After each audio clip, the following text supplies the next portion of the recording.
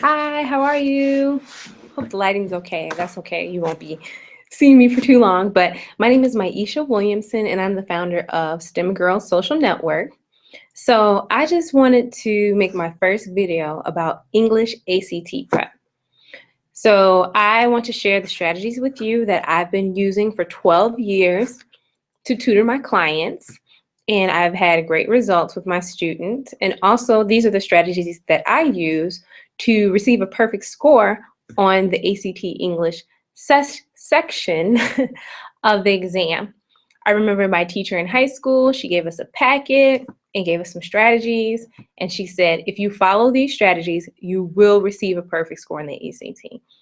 I don't think anybody else really listened to her, but I did. And it really helped boost my score and helped me get into pretty much all my dream colleges. I got into every one of them, and I attended my dream college with a tuition scholarship. And I also offered tuition, room and board, and expenses at other colleges. So it's very, very important to raise your score. And I think the ACT English is the easiest part of the text to learn and to master. So I'm going to start off, jump right in, and give you some tips. So let me see. I want you to see my screen. Chat, screen share. Here we go.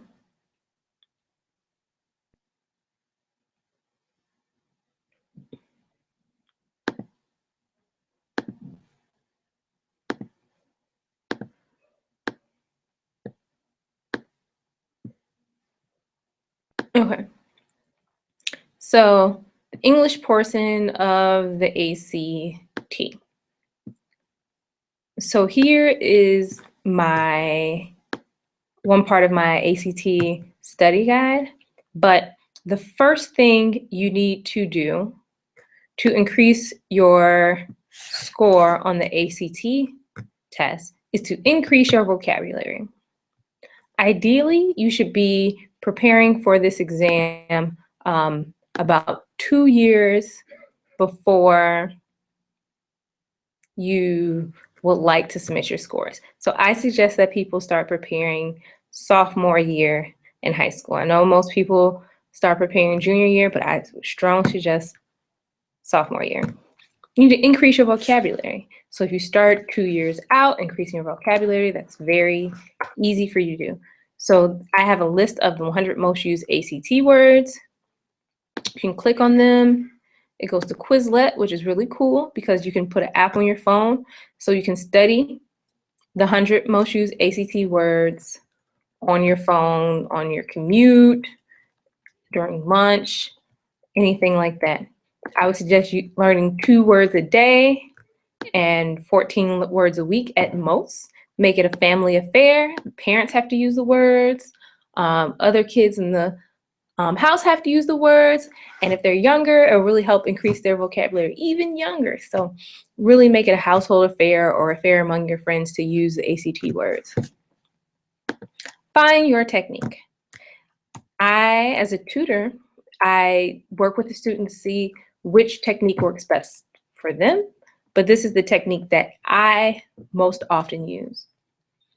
The technique I recommend is reading the passage right up into the period, then answering the question.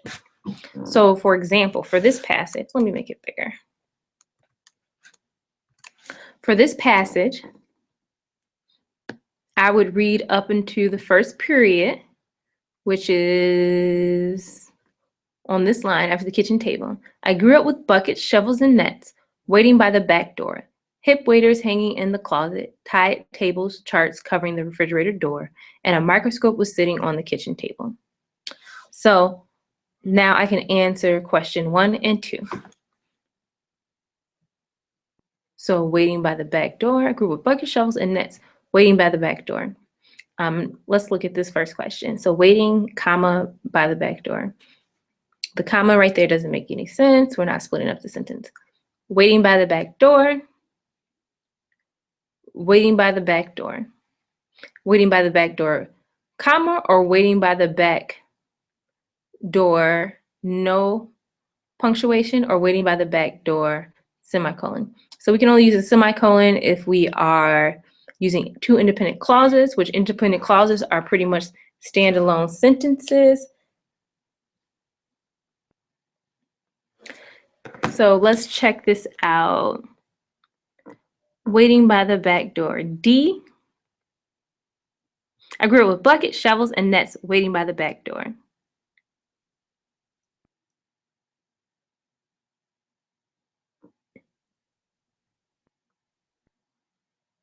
So I would say no change because it has to be parallel structure. Up here we have all commas and nets waiting by the back door. And then we have this to correlate with this one and this one. And then we move on and answer question 2. After we answer question 2, we read lines 3 and 4, or just 3, answer question 3.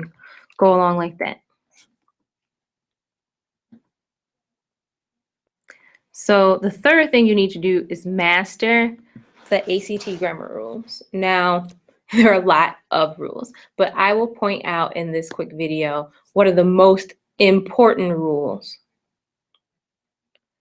So the rules that trip people up the most are punctuation rules such as commas, colons, and dashes. So I'll talk about when to use colons. Use a colon after an independent clause when it's followed by a list, quotation, a positive, or other idea directly related to the independent clause. So we use a colon after independent clause when introducing a list. That is one usage of the colon. The catering facility offers the following entrees. See if you can see.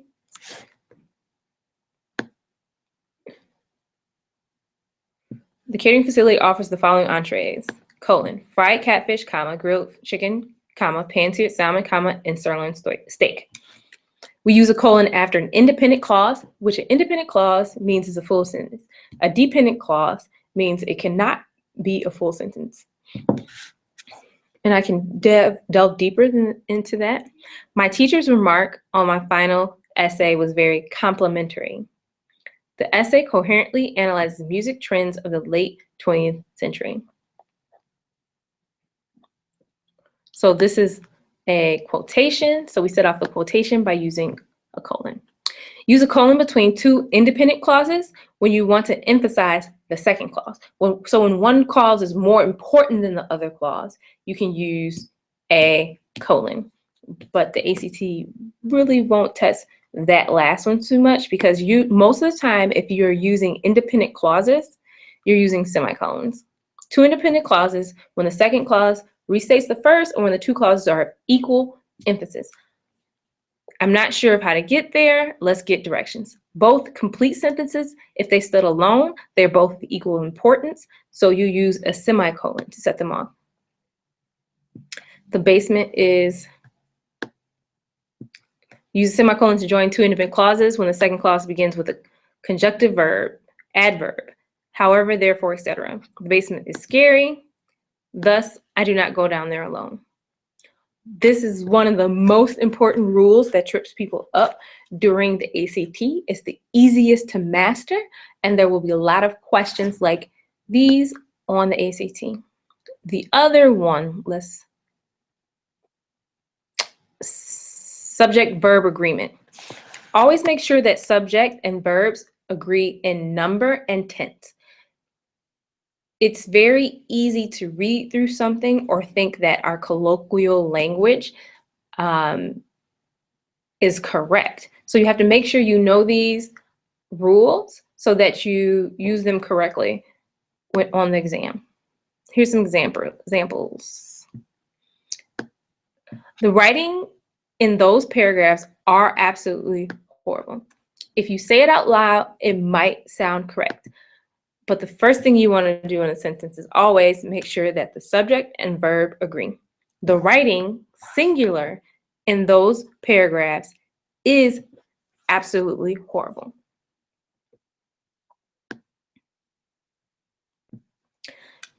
There was a doctor and crew of nurses in the emergency room with me during surgery. There were a doctor, plural, and two nurses, plural, in the emergency room with me during surgery. Okay, another one is that versus who, or even who versus whom. This concept is simple.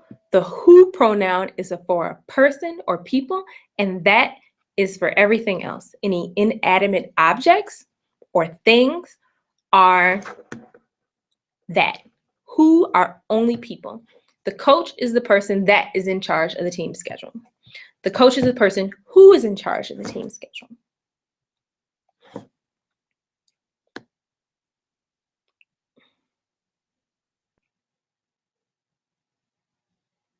Okay, I'm trying to look for another most important word choice, choosing between two words.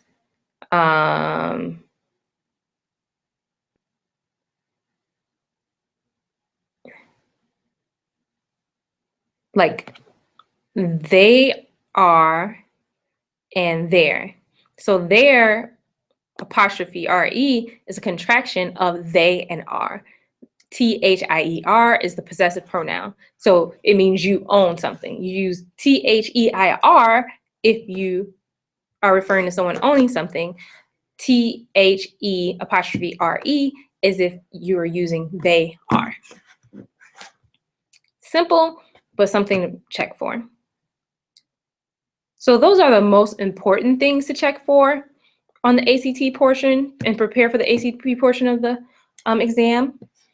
To prepare for this exam, say you had 6 weeks, I would spend 1 week doing an ACT portion of the exam every day, rereading all the problems you got wrong, going through and reading the explanations to those answers. And then if you missed any grammar rules, look those grammar rules up on Purdue Owl. Purdue Owl. So this is like the college standard of grammar rules. Every college, almost every college in America goes to Purdue Owl. So I'm typing whom. I search whom. We have relative pronouns. Let me see, whom, who versus whom.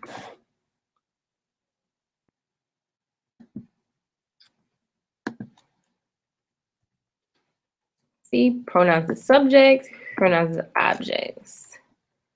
And it's very simple, straightforward. We'll show you how to use these grammar rules correctly. Sound great? And so these are just part of the steps that if you follow correctly, you will be able to score a perfect score on the English section. This is part 1. I do private tutoring as well.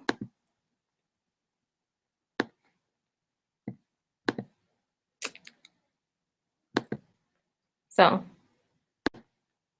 hope you enjoyed that presentation. I do private tutoring as well, and I will be creating more webinars to give you some more tips about how to greatly improve your English score.